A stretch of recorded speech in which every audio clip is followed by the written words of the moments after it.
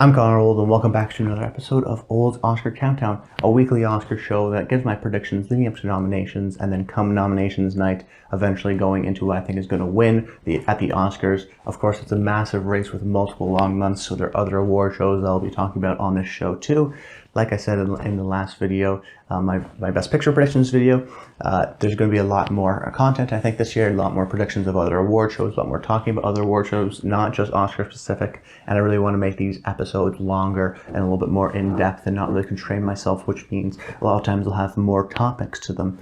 This show, we're going to be looking at the Best Lead Actor predictions. I'm going to give my 5 predictions for that category, as well as some honorable mentions that could sneak in.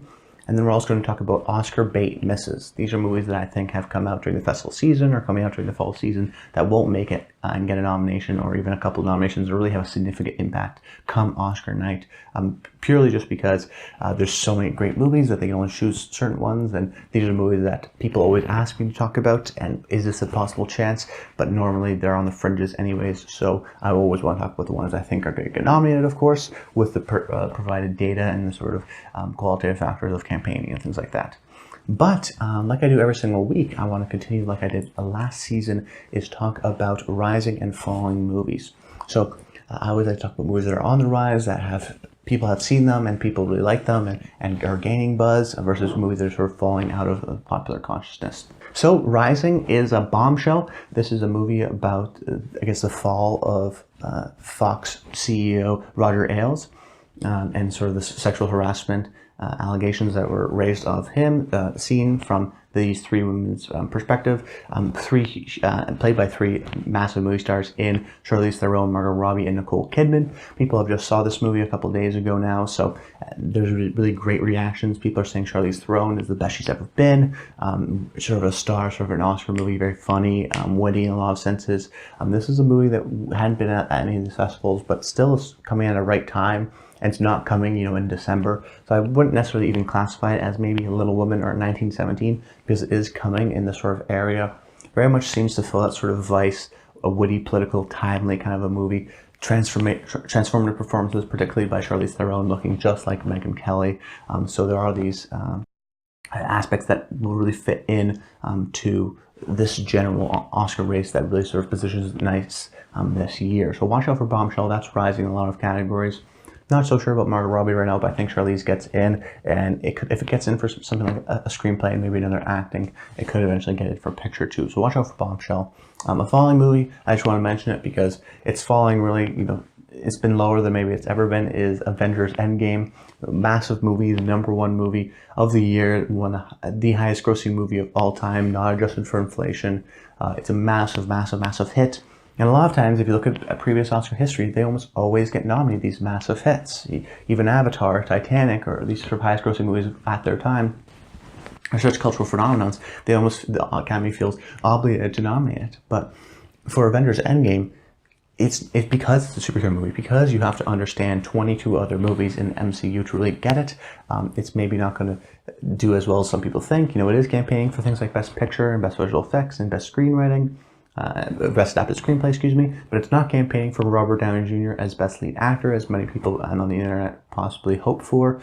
And I think that something like a Black Panther was nominated because I think you could watch Black Panther and understand 95% of it without seeing the other MCU movies. I think that's the opposite case for Avengers Endgame, where I really think you can only enjoy 10 to 5% of the movie if you haven't seen no other MCU movies. So that will hurt a lot of the Oscar goers, like someone like Martin Scorsese, where Marvel movies are just not their sort of kind of cup of tea, I guess you would say. But jumping into the Oscar bait misses, these are, like I said at the top, films that just won't make it, I think, come Oscar night, not because they're not good, but because of, certain other reasons that they're just not catching on the way maybe the filmmakers, of course, intended. And really, I'm going to order them for the most part. They're on the same level, but I think I'm going to order them starting the first being the most unlikely to the least likely, I guess, or the most likely, I guess you would say. Starting off with Just Mercy. This is a film by Daniel Cretton. This is a type of film that sort of comes in every single year during the Oscar season and recently hasn't been successful in these years. It's these sort of law dramas about these important figures starring a really great actor in a really great performance, but the movie is sort of just, you've seen it before, seen it, done it. A couple years ago with Marshall, we had a great Chadwick Boseman performance. People thought that maybe get in. It really didn't do anywhere except for, I believe, one nomination for Best Original Song. Same thing with On the Basis of Sex last year with Felicity Jones playing, of course, Ruth Bader Ginsburg. A great performance by Felicity Jones, but maybe not the best of movies. And I think this is sort of a similar situation here where Michael B. Jordan is great as this really important figure, but it's sort of can't overcome its sort of genre trappings in a lot of ways. The next film I want to talk about is Motherless Brooklyn. This is Edward Norton's sort of passion project, but when it was released in festivals, sort of being sort of a big marquee title, I think in a lot of ways, a lot of anticipation, a lot of movie stars, it sort of came up flat, very much sort of a mixed response, and I think that's sort of a telltale sign where either the films aren't commercial enough maybe to be Oscar plays, but they're also maybe not critically loved. You really want to try to get that commerciality and that critical love to really get a nice Oscar push, and this one just doesn't have the critical love. If this was sort of a huge success, you could see Edward Norton for director and maybe Edward Norton for best lead actor, similar to a Bradley Cooper last year for A Star is Born, but those are sort of hit and misses, and if they don't hit, a lot of times they miss. Best chance I'd probably say is Best Original Song for Daily Battles with Tom York and Flea, which is a great song. The next film I want to talk about is Laundromat, hit on Netflix a couple days ago. I saw it. It's very much less Oscar-y, very much less traffic kind of based in sort of a serious tone, very much funny and sort of, it's very vignette-y in a lot of ways. So it's very much kind of an informant vibe, Steven Soderbergh 2009 film with Matt Damon, and very much less commercial in a lot of ways. Plus it got very mixed critical response, and I don't really see anyone that's coming out and saying, I love this movie so much, it's really fantastic. There's some people sort of like it, but a lot of people sort of mixed negative on the film, which hurts its chances. Plus a Netflix movie, that's also not going to help it, especially when there's sort of 3 other Netflix movies in the Two Popes, The Irishman, and Marriage Story. Really, and even Dolomite Is My Name. I mean, Netflix is really coming hard this season, so I think The Laundromat, unfortunately, is going to sort of fall by the wayside. I'll quickly mention some of these other movies. A Hidden Life, I talked about in the Best Picture episode. Started off strong, but maybe not Fox Searchlight's main marquee title. That's going to be for Jojo Rabbit. And Terrence Malick doesn't like the campaign. No recognizable stars. That hurts the film. Uncut Gems really wasn't commercial enough, even though it was sort of beloved by everyone who's seen it. If they really want a campaign, it would be Adam Sandler for Best Lead Actor, but that category is so packed this year, that will hurt it. Waves really popped off festivals, but it was sort of maybe too ambitious for its own kind. It almost for its own good. It could get something like Sterling K. Brown for Best Supporting Actor, but I think that movie is also on the fringes. But those are sort of these Oscar bait misses. I think that maybe we're even going for Oscar bait. It's hard to say something like Uncut Gems was going for all the Oscars, but these are films that had come out in festivals, had maybe, okay, I mean, this could be any good film released in the fall for a lot of people is sort of an Oscar sort of central movie, but I think for these films, they just won't ultimately come Oscar night and get as many nominations and really make a significant impact. But let's jump over into my best actor predictions, starting off with Joaquin Phoenix as Joker. Smile, though your heart is aching. Smile, even though it's breaking. So why I have Joaquin in the lead is because he has so many factors, I think, going in his favor. Joker's been doing great at the box office, and really everywhere internationally. It actually has been doing pretty well, at least in sort of Europe and, of course, Canada, the US. But it's also a film that, if you like Joker, which a lot of people do, it's made a lot of money, has a lot sort of a great audience response. If you like Joker, it's because you like Joaquin Phoenix. Joaquin Phoenix is in every frame of this movie, and a lot of times the best actor winners are the main central protagonists. It's from their point of view. It's very much their movie. You don't want to see something like a two-hander where it's sort of hard to debate which one's the lead actor. A lot of times that works for a best supporting actor, but the true sort of, I think, fact sustains that if you're in the movie a lot, it doesn't matter if it's supporting actor or where you're campaigning, you will ultimately get that win or at least a nomination. And everyone that's seen the movie, I think that the first aspect that they really enjoy is, wow, Joaquin Phoenix was really great in it. He is a guy that has been nominated 3 other times. He feels like in a lot of ways he's due for one. He has been acting and been in Oscar movies since all the way back in Gladiator in 2000 for almost 20 plus years. So he is an actor to that has sort of deserved a lot of respect and has gotten a lot of respect, and maybe deserves an Oscar in that sense. But I also think what helps him is a little bit of a theory that I've been developing, which is for the best lead actor race, and a lot of actors, as Hollywood's becoming more IP driven and more, I guess you would say, recognizable, property driven, that this actually helps the actor race. So what I mean is that there's two factors, either in terms of winning at least a best lead actor race, is that either you're playing someone who is really historical and a recognizable figure that a normal audience member can go, oh wow, I know who this person is, and I know who this person is, and wow, she or he does a really great job. Or they sort of have the stardom. They've been nominated a bunch of times, and they're a known property of Leonardo DiCaprio or Brad Pitt, that they ultimately get that win because of their stardom. And going back to the recent years, let's just go through it and sort of apply this theory. So we have last year, of course, Rami Malek for Bohemian Rhapsody. Some people knew Rami Malek for Mr. Robot, but I think a lot of people were like, that guy who played Freddie Mercury was fantastic, and they know what Freddie Mercury looks like, they can see the side by side, and he really just does an incredible job. So for a lot of people, that transformation got him the win. Then the year before that, Gary Oldman, I think, has the fact that he's a character actor and he's worked with everyone and he's been in so many great movies and is able to transform in all these different movies. Plus, he had Winston Churchill. He is Winston Churchill, and that's a recognizable figure, like I said, that people can contrast with. Then we have Leonardo DiCaprio for The Revenant. That was very much a stardom aspect, where he'd been nominated so many times before, it became almost a meme.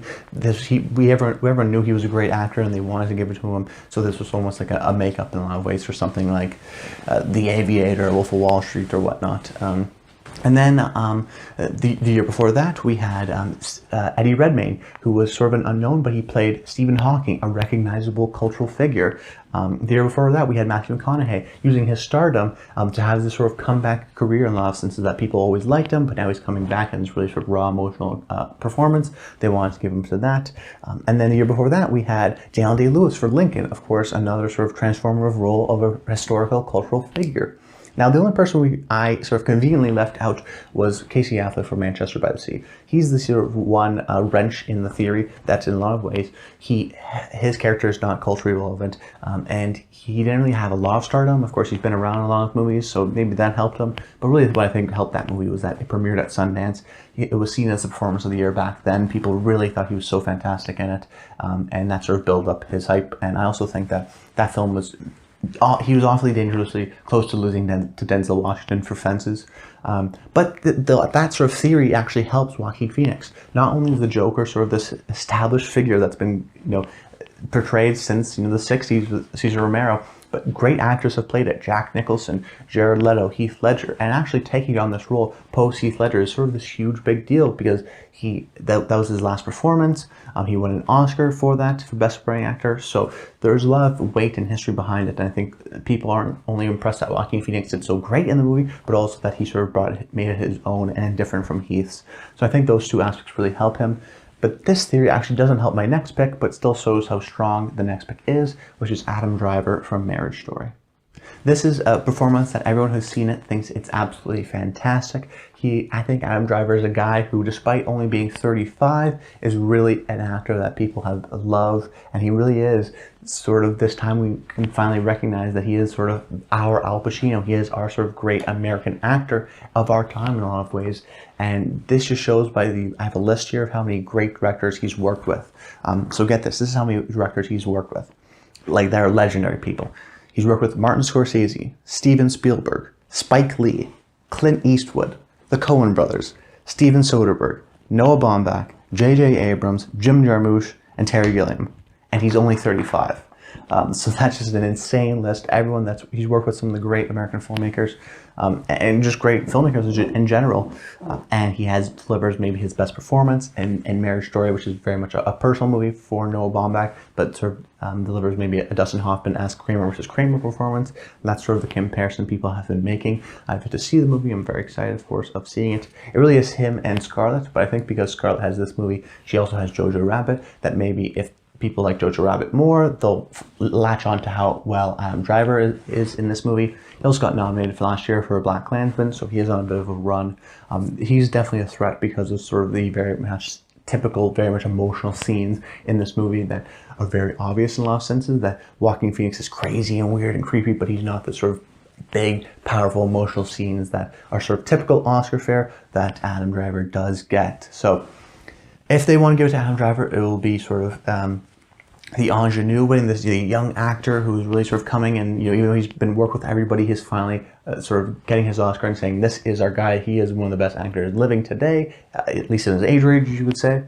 But I think it also hurts that they just gave sort of the ingenue new upcoming actor to Rami Malek last year, which is less common in the Oscars for Best Lead Actor. My next pick is going to go to Robert De Niro for The Irishman. This is the legendary actor and maybe his most self-reflective movie to date.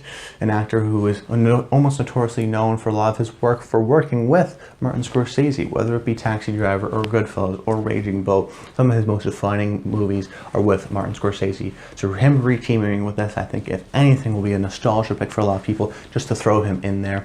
But there are some factors working against him. I think that this is very much kind of if not a two-hander between Pacino and De Niro, maybe a three-hander if you throw Pesci in there. So he's not a clear maybe lead actor from sort of what I've been hearing. But he is ultimately the lead actor of the movie. He has these very much emotional these scenes and speeches that he does make, which will help sort of his Oscar reel and whatnot. There is another factor that he has been sort of doing these comedies that sort of people have been wary of for a few years now, whether it be Dirty Grandpa or other sort of movies like that people sort of look down upon. That could hurt his sort of appeal. I also think that he's very sort of ultra left wing, really hates Donald Trump, very vocal against that. I think while Hollywood is generally seen as maybe liberal, there are some people, I'm sure, that like Trump within Hollywood that maybe are sort of put off by him and his sort of activities outside of the performance. Despite that, he's a legendary actor in one of the lead Oscar movies with The Irishman this year. So watch out for Robert De Niro in The Irishman. And then my next pick is going to be maybe the Martin Scorsese successor to Robert De Niro, which is Leonardo DiCaprio, who has equally worked with Martin Scorsese as much, and some of his defining roles were with Martin Scorsese. So that is notable, of course. But him being in Once Upon a Time in Hollywood, the reason why I have it fourth place, I do think he's going to get in because this is his first movie in 4 years. He's one of the very few movie stars left where I think because he was in that movie, people wanted to see him. Of course, you have Brad Pitt and Margot Robbie that helped, and Tarantino was the IP, but he was in a successful movie. He is sort of this glamorous movie star that has such a great career and really puts out quality movies every time he does act. My real one issue is that it's very much a comedic performance, which a lot of times helps the writers in a lot of ways. You never see Seth Rogen get nominated for Best Supporting Actor in Superbad, but or something like that. But occasionally happens, something like Bridesmaids, of course. But there are other aspects, I think, that usually the writing of a comedic movie doesn't necessarily include the comedic performances. A lot of times it's dramatic, so that could hurt him. But this is still very much a prestige movie. When his character Rick Dalton is acting within the movie, he has some really great serious moments. But for the most part, the stand-up moments, I think, are these funny, sort of crazy, over-the-top performances, which ultimately I think will get him, just because I think the strength of the movie will carry Leo over the edge. Plus, it's Leonardo DiCaprio, and a lot of people think it's one of his best performances because it is a little bit more than just comedic.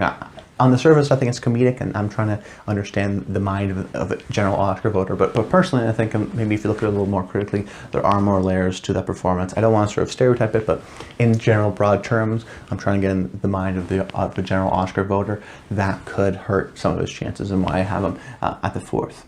But my final pick, I think, is maybe even a little bit controversial because this category is so stacked. It's so hard to say who's going to get in. That's going to be Antonio Banderas for Pain and Glory, another sort of re-teaming similar to Robert De Niro and Martin Scorsese. But Antonio Banderas has a different legacy than someone like Robert De Niro, who is seen as this legendary actor.